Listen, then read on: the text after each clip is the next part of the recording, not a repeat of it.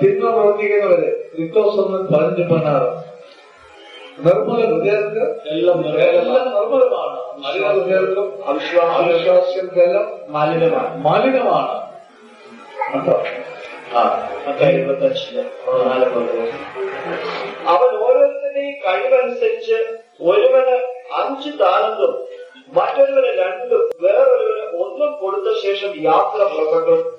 5 താലന്ത് ലഭിച്ചവൻ ഉടനെ പോയി വ്യാപാരം ചെയ്ത് 5 താലന്ത് കൂടി സമ്പാദിച്ചു. കർത്താവിന്റെ കൃപ വന്ന ഉടനെ അവൻ പ്രവർത്തിക്കാൻ തുടങ്ങി. കർത്താവിന് വേണ്ടി പ്രാർത്ഥന, ഉപവാസവും കണ്ടോ. രാത്രി ഉപവാസം കൊണ്ടാണ് ഇങ്ങനെ വർദ്ധിപ്പിക്കുന്നത്.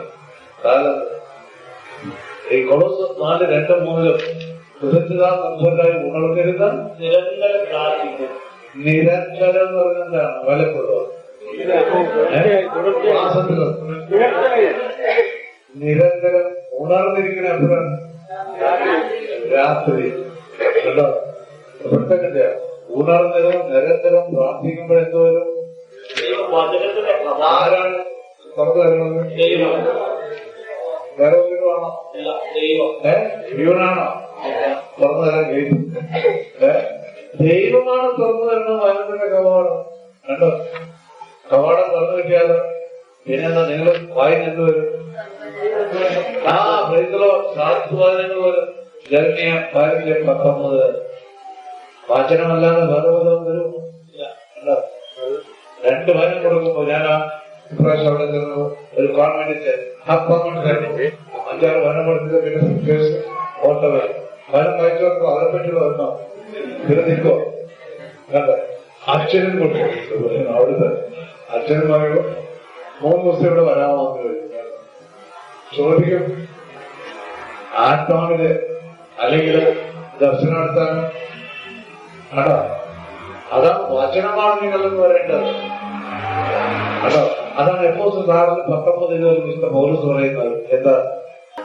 ഞാൻ വായ തുറക്കുമ്പോൾ എനിക്ക് വചനം ലഭിക്കാനും സുവിശേഷത്തിന്റെ രഹസ്യം, ഈ സുവിശേഷത്തിന്റെ രഹസ്യങ്ങളുണ്ട്.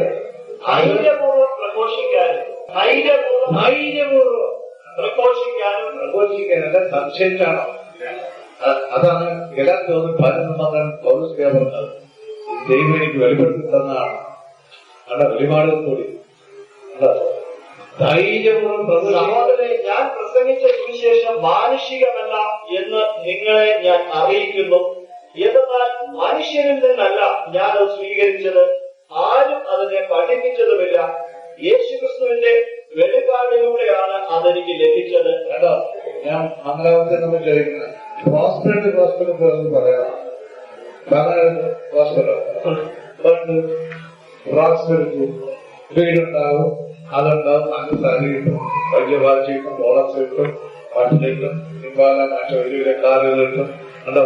ഇങ്ങനെയൊക്കെ പ്രാർത്ഥിച്ച് എല്ലാം നമുക്ക് ഭയങ്കരമായിട്ട് കിട്ടും. കല്യാണം നടക്കും, പിള്ളേരെല്ലാം പ്രായത്തിന് പ്രാസം. ഇങ്ങനെയൊക്കെ പ്രോസ്പെരിറ്റി പറഞ്ഞാൽ നിങ്ങൾക്ക് സന്തോഷമാണ് അല്ലേ?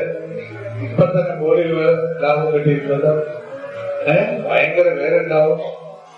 കാക്കാലത്തിൽ പറയുമ്പോൾ അവസാനം അമ്മേ കഴുത്തേക്കിടെ മാലയിട്ട് വന്നേക്കെന്ന് പറയാം ഇല്ലേ? അമ്മ ഊരി ആരും കാണാതെ കാക്കാലത്തിൽ കൊടുത്തിട്ട് പോകും. അതിനിടയ്ക്ക് അവള് ബ്ലാക്ക് മാജിക്കും ചെയ്യും ഇല്ലേ? ഉണ്ടോ? അപ്പൊ പ്രോസ്പെരിറ്റി ഹോസ്പിറ്റലുണ്ടോ?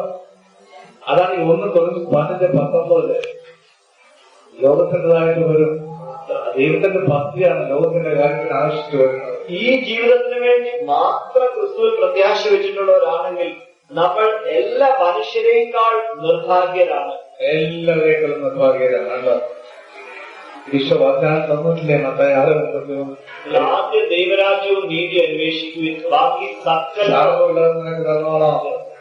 എനിക്ക് ഏറ്റവും നല്ല ഭവനം തരാമെന്നല്ല നിയമാർത്ഥം പറയുന്നത്. 8 പാലം കാട്ടെ 18 ഏറ്റവും നല്ല സ്വർണ്ണ ആയിരത്തിനകത്ത് കടയുന്ന സമുദ്രവും കണ്ടോ. എല്ലാം ദൈവം തന്നിരിക്കും. വെള്ളി, ഭവനം ഇല്ലേ?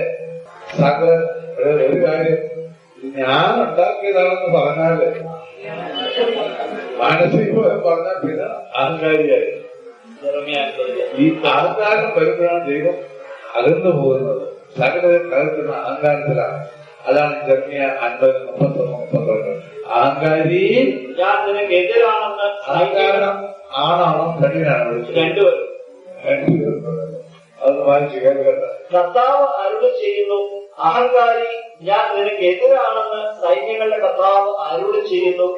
ഞാൻ നിന്നെ ശിക്ഷിക്കുന്ന ദിവസം ആസന്നമായി. അഹങ്കരിക്കുന്നവൻ കാൽ തട്ടി വീഴും. കാൽ തട്ടി വീഴുന്ന കണ്ടോ? ഇല്ലല്ലേ?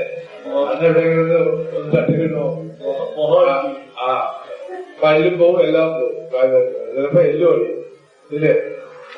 അവനെ എഴുന്നേൽപ്പിക്കാൻ ആരും ഉണ്ടാവുകയില്ല. അവിടെ കിടന്നാൽ എഴുന്നേൽപ്പിക്കാൻ ആരും ഉണ്ടാവുകയില്ല. ആരും ഉണ്ടാവുകയില്ല. ഉണ്ടാവുമോ? ഇല്ല. ഞാൻ പറഞ്ഞ ഉണ്ടാകുമോ? ഇല്ല. നിങ്ങളെന്തോ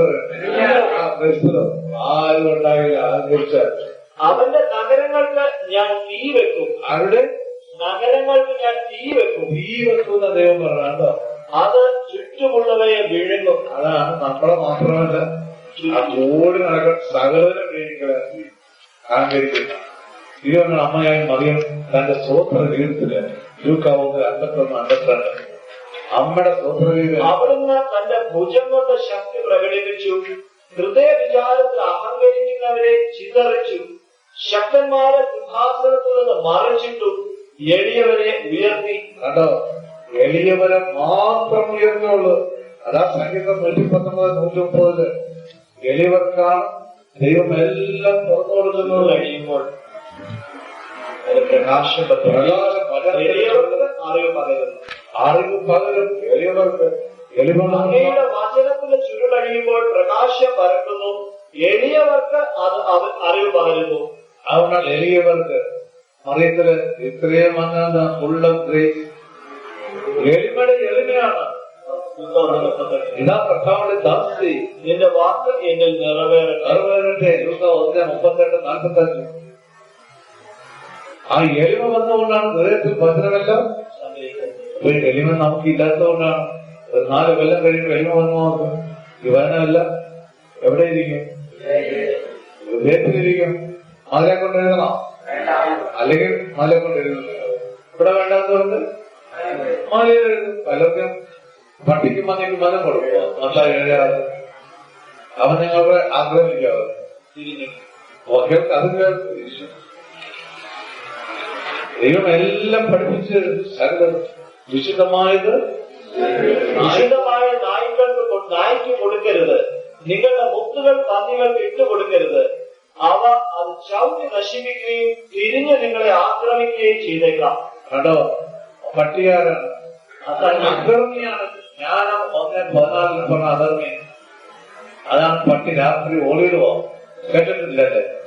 അതിന് പട്ടി രാത്രി കേൾക്കുമല്ല പഠിപ്പിക്കാനായിട്ട്. സംഗീത 59:6-14 കേട്ടത്. പട്ടി രാത്രി ഓടിയിടും, അധർമ്മിയാണ്. അതാണ് സത്യതോറും അവർ മടങ്ങി വരുന്നു. നായ്ക്കളെ പോലെ ഓലിയിട്ടുകൊണ്ട് നഗരത്തിലെങ്ങും ഇരതേടി നടക്കുന്നു.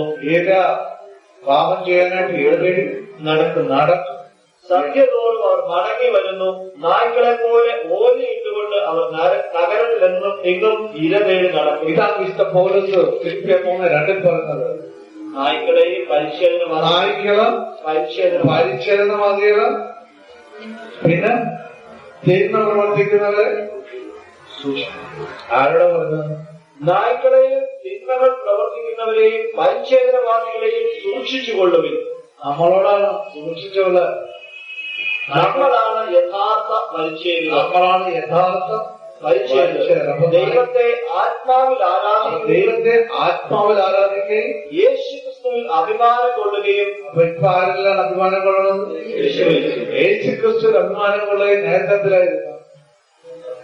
നമ്മുടെ സ്വന്തം കഴിവും വിദ്യാഭ്യാസവും ഇല്ലേ, കുടുംബമഹിമയും പ്രതാപവും ഗുണവും ആത്മീയതയും.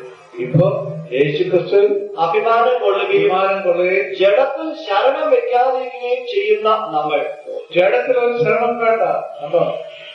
അതുകൊണ്ടാണ് 2 കൊരിന്ത്യർ 10:1-6 നാം ജഡത്തിലാണ് ജീവിക്കുന്നെങ്കിലും ആത്മാവിൽ ശക്തരാണ്. ഇപ്പൊ കാർബൺ മാർക്സ് വന്നാല് നിങ്ങൾക്ക് വചനം കൊടുക്കാൻ പറ്റുമോ? കാർബൺ മാർക്സ് വരികയാണ്. ഞങ്ങൾ ജീവിക്കുന്നത് ജഡത്തിലാണെങ്കിലും നിങ്ങളോടൊന്ന് കൗൺസ് ചെയ്യണമെന്ന് പറഞ്ഞാല് കൊണ്ടുപോകുക. വാചനം കൊടുത്ത് 2 മണിക്കൂർ കഴിയുമ്പോ കാരണമാസം താടിയും പഠിക്കും. കണ്ടോ, സായിബാബ നമ്മുടെ കയ്യിൽ കിട്ടിയല്ലോ.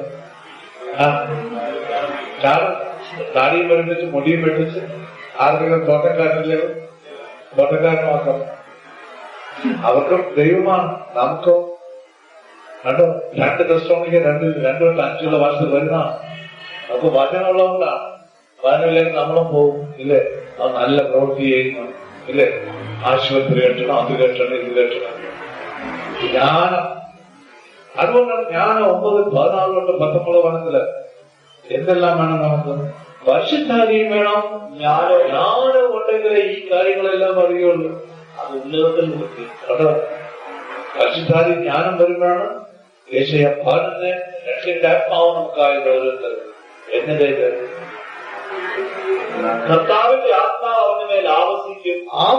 ദൈവത്തിന്റെ ആത്മാവ് വരുമ്പോ അപ്പൊ ജ്ഞാനത്തിന്റെ വിവേകത്തിന്റെ ഉപദേശത്തിന്റെ ശക്തിയുടെ അറിവിന്റെ ദൈവഭക്തിയുടെയും ആത്മാവ് കേട്ടോ.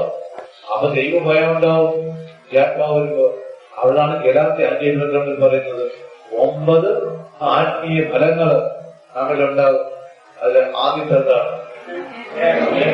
സ്നേഹം കേട്ടോ, ആനന്ദം, സമാധാനം, കാണാപ്പുറം അറിയുന്നത് കഴിവെക്കാം.